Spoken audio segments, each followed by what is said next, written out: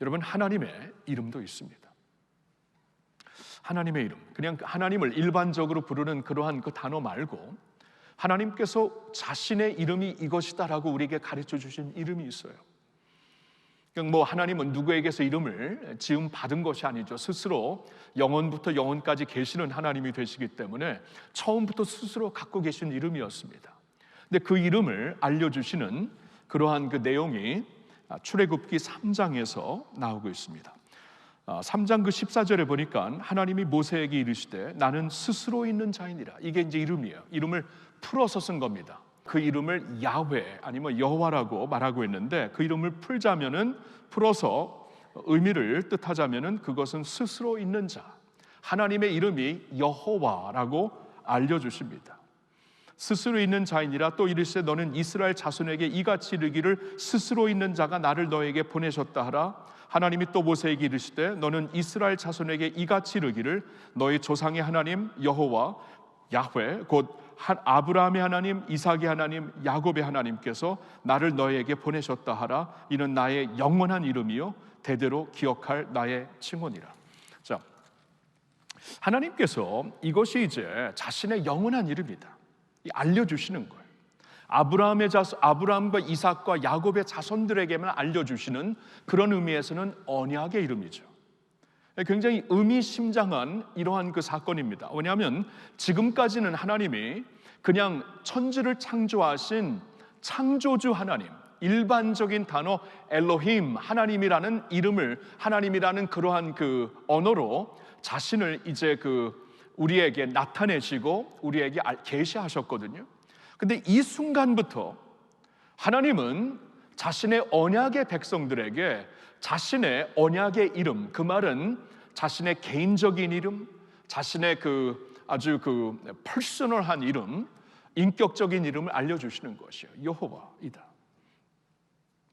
자, 그러면은 사람에게도 이름 안에 어떠한 의미가 있고 그 이름이 이렇게 선포하고 있는 어떠한 이름을 지어주신 분의 마음과 뜻과 소망이 있듯이 하나님은 스스로 그 이름을 갖고 계시는데 그 이름 안에는 하나님의 간절한 소망, 그리고 하나님의 어떠한 마음, 그리고 하나님의 성품과 속성이 있는 것입니다.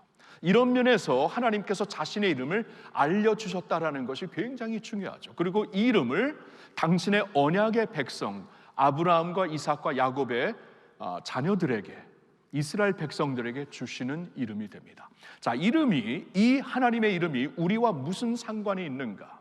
자, 이스라엘 백성들에게 알려주신 언약의 이름이지만 우리에게도 하나님이 주시는 이름이 됩니다. 왜냐하면 우리가 예수 그리스도를 믿는 그 순간 하나님의 언약으로 하나님과 맺어진 백성들이 되었기 때문이에요. 에베소서 2장 12절과 13절에 다음과 같은 말씀이 있습니다. 같이 한번 읽어볼까요? 그때 너희는 그리스도 밖에 있었고 이스라엘 나라 밖의 사람이라.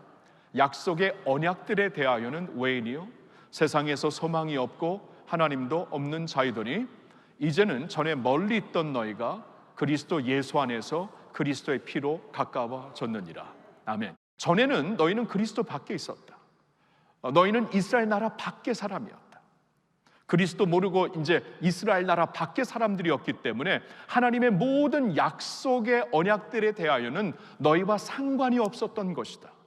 그래서 하나님의 언약이 없다라는 것은 세상에서 소망이 없고 하나님도 없는 것이죠. 하나님과 이렇게 언약으로 맺어진 백성들이 아니기 때문에 소망이 없는 것입니다. 살다가 죽으면 지옥 가는 것이에요. 구원이 없습니다. 자, 그런데 13절을 보니까 그러나 이제는 전에 멀리 있던 너희가, 이방인들이 있던 너희가 그리스도 예수 안에서 그리스도의 피로 가까워졌다. 이제 하나님의 언약 백성들이 되었다, 그 말이에요.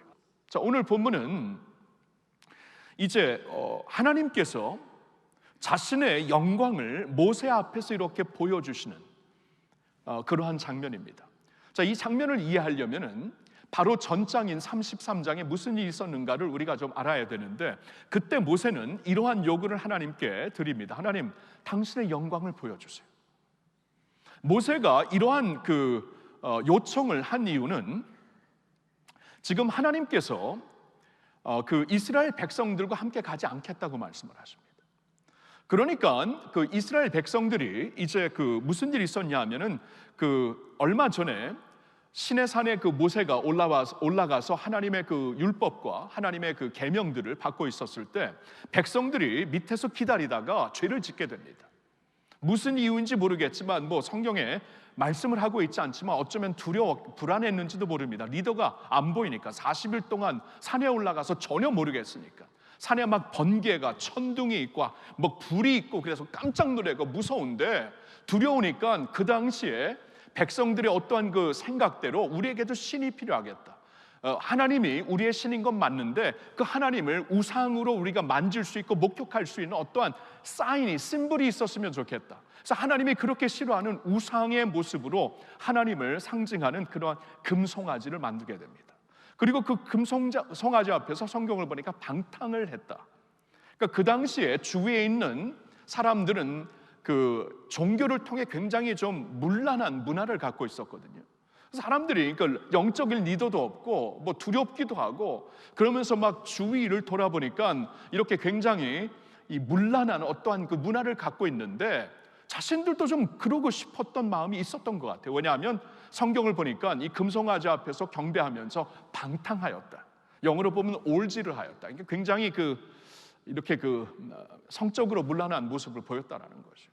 그 주위에 있는 그러한 사람들의 모습을 문화의 모습을 보였던 것입니다. 이때 하나님께서 내 백성은 이렇게까지 하나님께서 찾아가셔서 구원하시고 홍해를 갈라서 건너가게 하시고 불기둥 구름기둥으로 매일 인도하시고 아침마다 만나를 주시고 물이 없을 때는 이 반석에서 물이 터져 나오게 하시고 하나님께 이렇게 인도하시는데 그리고 이제 하나님이 이 백성들과 언약을 더욱더 깊이 맺기 위해서 그 리더인 모세를 불러가지고 시내산에서 만나서 말씀을 주고 있는데 백성들은 그 자리에서 방탕하면서 하나님을 떠났던 것이에요. 그래서 하나님께서 이 백성들 다 진멸시키고 모세야 내가 너의 후손으로 큰 나라를 만들겠다고 하나님께서 말씀을 하시거든요. 그때 모세가 기겁을 합니다. 하나님 그럴 수가 없습니다. 간청을 해요. 생명을 걸고 하나님 이 백성들을 불쌍히 여기시고 살려주시고 당신의 영광이 애굽 사람들에게 이렇게 가려지지 않도록 자신의 백성을 이렇게 이끌어내서 산에서 광야에서 죽였다라는 말을 듣지 마시고 하나님께서 아브라함과 이삭과 야곱에게 주신 약속을 그대로 이루어 주십시오 하면서 간절히 생명을 걸고 중보 기도를 하였을 때 하나님이 마음을 바꾸십니다. 그래서 백성들을 살리십니다. 근데 그 후에 하나님이 한 말씀을 하세요. 이 백성과 함께 나는 같이 가지 않는다. 모세야 너는 내가 말한 대로 이 백성들을 이끌고 약속의 땅으로 들어가라.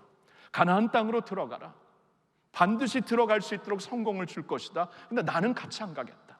이 백성은 목이 곧은 백성들이기 때문에 내가 이들과 함께하면 이들을 죽일지 모르겠다 하면서 하나님이 같이 안 가시겠다고. 그러니까 모세가 깜짝 놀래가지고 하나님이 우리와 함께 안 가시려면은 우리가 뭐하러 거기 올라갑니까? 그냥 보내지 마세요. 우리는 이 가나안 땅에 들어가는 것이 목적이 아니라 하나님과 함께하는 것이 목적입니다. 이것을 이루면은 아무런 이 성공도 의미 없고 그 땅에 들어가서 잘 사는 것도 의미 없고 아무런 의미가 없습니다. 하나님이 떠나신 우리의 성공은 그게 무슨 성공입니까? 그래서 하나님한테 반드시 같이 가시라고 간청을 해요. 그때 하나님이 또 그러면 모세의 마음을 보시고 간절한 마음을 보시고 그렇게 하시겠다고 합니다. 내가 너와 함께 하리라. 너희와 같이 가리라. 그때 모세가 당신의 영광을 보여주세요. 그러니까 하나님이 같이 가시겠다라는 것은 모세는 이렇게 생각을 한 것 같아요. 하나님께 같이 가시겠다, 함께 하시겠다. 그러면 하나님의 임재가 임한다는 것이 아닙니까? 임재로 성막을 성결하게 하고 백성들을 성결하게 하신 것처럼 그 임재가 임한다는 것을 의미하는데 하나님의 임재가 임하는 것은 주의 영광이 임하는 것이라고 모세는 생각을 하고 그러면 말씀하신 대로 우리와 같이 갈 것이면 당신의 임재로 영광을 보여주세요. 이게 바로 지금 전까지 있었던 말씀입니다. 그래서 이제 34장이 이어지는 건데 34장에서 하나님이 모세를 이 시내산 밑에 이제 백성들이 있었고 이제 죽을래다 다시 살게 됐죠. 그리고 그 중에서 모세를 또 부르셔갖고 시내산 위로 올라오게 하십니다. 왜냐하면 하나님께서 처음으로 주신 그 십계명을 이 돌판에 새긴 십계명을 모세가 이 방탕하고 있는 백성들을 보고 던져서 깨트리잖아요. 하나님께서 다시 쓰겠다 모세를 부르시고 이제 시내산에서 이 일이 있는 것이에요. 시내산에서 하나님이 이제 너가 말한 대로 내 영광을 보여주겠다. 내 임재를 너의 앞에 이제 지나게 할 것이다. 모세는 그걸 기다렸던 거. 하나님의 임재가 임해야 우리와 함께하는 것이고 성막과 백성들이 거룩하게 지는 것이 아닙니까? 죄를 지은 백성들을 거룩하게 하옵소서 하나님의 임재를 구했던 것이에요. 그러면서 하나님이 이제 당신의 임재로 영광을 보여주시는데 하나님의 영광을 앞에서 보지 못하게 합니다. 앞에서 보면 다 죽으니까 지나가면서 뒤에서 보시게 하는데 그때 하나님의 영광을 어떻게 보여주시는가? 눈으로 보지 않고 귀로 듣게 합니다. 하나님의 음성을 듣게 합니다. 그게 이제 오늘 본문의 말씀이에요. 다시 한번 본문의 말씀 볼까요? 6절과 7절을 다시 보면 바로 이거예요. 이때 여호와께서 그의 앞으로 지나시며 선포하시되, 이제 앞에서 하나님 보지 못하 뒤에서만 영광을 볼 텐데 근데 지나가시면서 선포를 하세요. 이게 이제 앞에서는 볼 수 없는 하나님의 영광인데 선포하시되 여호와라 여호와라 야훼라 야훼라 하나님의 그 이름을 선포를 하죠. 백성들에게 주신 이름, 그 하나님이 언약의 백성들에게만 주시고 적용시켜 주신 특권으로 주신 그 언약의 이름을 선포하세요. 이름을 선포하세요. 이게 하나님의 영광입니다. 이름을 선포하시고 그 이름과 함께 하나님의 속성을 선포하십니다. 자, 이름에는 그 속성이 있다 그랬죠. 이름에는 그분의 모습이 있다 그랬죠. 이 속성, 이름과 함께 그 이름이 내포하고 있는 하나님의 속성, 하나님의 성품을 선포하는 거였어요. 하나님은 자비롭고 은혜롭고 노하기를 더디하고 인자와 진실이 많은 하나님. 7절에 보니까 인자를 1000배까지 베푸시는 하나님, 악과 과실과 죄를 용서하시는 하나님, 그러나 벌을 면제하지는 아니하고 아버지의 악행을 자손 3세대까지 보응하시는 하나님. 조금 전에 이스라엘 백성들은 자신을 구원하신 하나님을 이렇게 완전히 거부하고 하나님의 마음을 완전히 찢었습니다. 그렇죠? 이 음란한 모습으로, 방탕한 모습으로 우상을 숭배했습니다. 그런데 하나님은 그들을 불쌍히 여기세요. 긍휼히 여기세요. 그들을 살려주세요. 이게 하나님의 이름에서 우리가 볼 수 있는 하나님의 성품이라는 것입니다. 오늘 우리에게도 마찬가지죠. 너희 죄가 주홍 같을지라도 어떻게 합니까?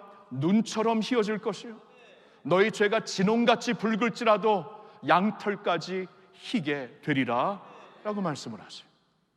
하나님, 긍휼하신 하나님, 그 이름이 선포하시는 그 하나님의 모습은, 또 그 이름에서 적용되는 하나님의 축복은 긍휼이다, 우리를 향한 하나님의 긍휼이다, 그 말이에요. 그리고 긍휼함과 자비롭고 은혜롭고, 은혜라는 것은 거저주시는 하나님의 은총이에요. 거저주시는 것, 아무런 자격이 없는 자들에게, 합당하지 않은 자들에게 호의를 베푸시는 것입니다. 그렇죠? 성경을 보니까 우리가 아직 죄인 되었을 때에 그리스도께서 우리를 위하여 죽으심으로 하나님이 우리를 향한 자신의 사랑을 확증하셨느니라 들으셨나요? 우리가 아직 죄인 되었을 때에, 아무런 자격이 없었을 때, 여전히 하나님을 모르고 하나님을 부인하고 죄 가운데 살고 있었을 때 하나님이 당신의 아들을 보내시어서 우리를 위해 죽게 하심으로 우리를 향한 자신의 사랑, 그냥 값없이 주시는 호의를 증명하셨다. 이게 하나님이세요. 우리 하나님. 그 하나님의 이름에는 하나님의 은혜가 내포되어 있는 줄로 믿습니다. 그리고 세 번째로 뭐라고 하십니까? 노하기를 더디하신다. 여호와 하나님의 그 이름에는 노하기를 더디하시는 하나님의 성품이 같이 따라오고 있는 것이, 노하기를 더디한다. 이거 얼마나 감사한 말입니까? 하나님이 노하기를 더디하지 아니하신다면, 야, 여기서 이렇게 하나님 앞에 굳건히 서서 예배 드릴 수 있는 자 누가 있겠어요? 여기서 이렇게 하나님의 거룩한 말씀을 전할 수 있는 자 누가 있겠어요? 노하기를 더디하시지 아니한다면. 그리고 또 뭐라고 하십니까? 여기 보니까 그 여호와의 이름과 함께 그의 인자와 진실이 많은 하나님이라 하고 그의 속성을 선포하고 있어요. 인자와 진실이 많은 하나님이다. 여러분, 이 말은 인자와 진실이 영어로 보니까 abounding 한다, 이 넘쳐 흐른다 그 말이에요. 인자, 그렇죠? 어머니와 같은 따뜻한 마음으로 감싸주시는 주의 인자하심, 그리고 주의 진실, 주의 진리라는 것입니다. 우리가 붙잡을 수 있는 영원한 진리, 그 진리가 넘쳐서 우리에게 임하게 되는 인자와 진실이 넘치는 하나님이 되신다라는 것이에요.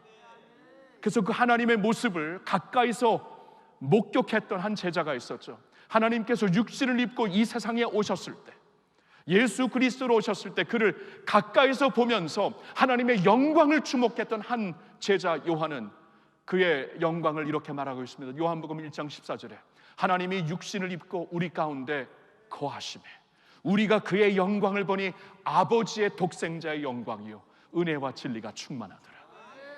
아버지와 똑같은 영광을 갖고 계신 그 예수님, 거기서 우리가 직접 목격하고 알 수 있는 것은 은혜와 진리가 충만하신 하나님, 이러한 하나님이 우리 하나님인 줄로 믿습니다.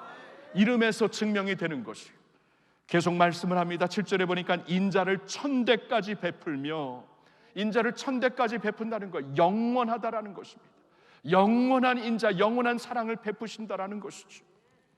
여러분, 이 영원하다라는 것, 끝이 없다라는 것 얼마나 감사합니까? 하나님의 인자하심이, 당신의 백성들을 향한 하나님의 인자하심이 영원하지 아니한 것이라면, 어느 순간 놓쳐버리고 모른다 하는 그러한 하나님의 인자라면은 우리에게 무슨 소망이 있겠어요?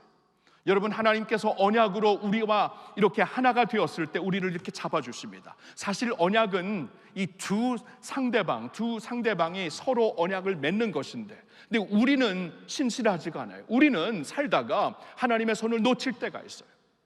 아니, 어쩔 때는 죄악 가운데 살면서 죄인지도 모르면서 하나님을 손을 놓고 산지도 멀리 되었는데, 많이 되었는데 전혀 의식하지 못하는 우리가 될 수 있지만, 하나님은 여전히 우리의 손을 놓지 않고 계십니다. 이게 소망이죠. 이렇게 놓지 않고 계시니까, 그렇죠? 천대까지 영원히 그의 인자하심을 베푸시는 하나님이 되시는 줄로 믿습니다. 그리고 또 뭐라고 하십니까? 그의 이름과 함께 선포되는 그의 속성이, 여기 보니까 악과 과실과 죄를 용서하신다. 그냥 죄악을 용서하신다 그러지 않고 악과 과실과 죄를 용서하신다. 모든 종류의 죄를 다 이렇게 포함을 하는 것이에요. 여기 악이라는 것은 성경에 보니까 이 악이라는 것은 우리의 삐뚤어진 모습을 가리키고 있습니다. 영어로 보니까 wickedness로 나와 있어요. 우리의 삐뚤어진 원래 모습을 가리키는 것이, 원래부터 목이 곧고 마음이 완고하여 삐뚤어진 우리의 모습을 가리키는 이 단어가 여기서 사용하는 악, wicked이라는 것입니다. 그리고 과실이라는 것은 rebellion이에요. 영어로 보니까 rebellion, 반항한다, 고의적으로 반항한다. 죄를 죄로 알면서도, 악을 악으로 알면서도 그대로 그 악을 실천하며 반항하는 것이다. 여러분, 우리가 그럴 때가 있잖아요, 그렇죠? 죄인 줄 모르고 지을 때도 있지만 죄인 줄 알면서도 그대로 합니다. 이게 우리의 모습이에요. 이 rebellion, 우리의 그 과실이라는 거예요.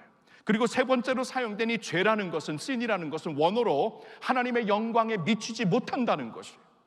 우리가 아무리 애쓰고 노력해도 하나님의 기준에 다다를 수 없는 우리의 운명적인 모습, 죄 가운데 태어나서 죄 가운데 죽을 수밖에 없는 우리의 운명적인 모습을 보여주시는 거예요. 근데 하나님은 이러한 모든 wickedness, 악, 이러한 모든 rebellion, 과실, 이러한 모든 sin, 죄를 다 용서하신다고 말씀하고 있어요. 요한일서 1장 7절에 보니까 하나님은 예수의 피로, 당신의 독생자 예수의 피로 우리를 모든 죄에서 깨끗하게 하신다고 말씀하십니다. 모든 죄에서.